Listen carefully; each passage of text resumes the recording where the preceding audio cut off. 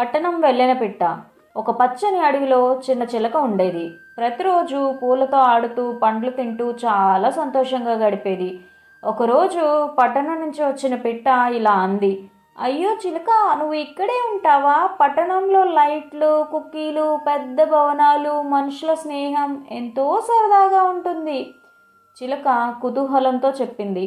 నేను కూడా ఒకసారి చూసి వస్తాను. మరి రెండో రోజే చిలక పట్టణం చేరింది. మొదట బిల్డింగులు, లైట్లు చూసి ఆశ్చర్యపోయింది. కానీ త్వరలోనే పొగ, శబ్దం, ట్రాఫిక్తో బెంబేలెత్తిపోయింది. ఎక్కడా చెట్లు లేవు, పూలు లేవు, మిత్రపక్షులు కూడా లేవు. అంతలో ఒక పిల్లాడు చిలకను పట్టుకోవడానికి దూకాడు. చిలక గబుక్కున ఎగిరిపోయి అడవికి తిరిగి వచ్చింది. ఊపిరి పీలుస్తూ నవ్వింది. అమ్మయ్యా, నా అడవే నిజమైన ఆనందం. నీతి: ఎప్పుడూ మన దగ్గర ఉన్న సంతోషమే నిజమైన సంతోషం.